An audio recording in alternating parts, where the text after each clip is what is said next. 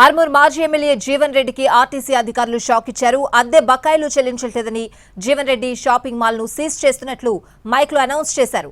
RTC స్థలంలో shopping complex నిర్మించిన Vishwajit infrastructure limited కంపెనీకి నోటీసులు ఇచ్చినా స్పందించట్లేదని ఆర్టీసీ అధికారులు రంగంలోకి దిగారు.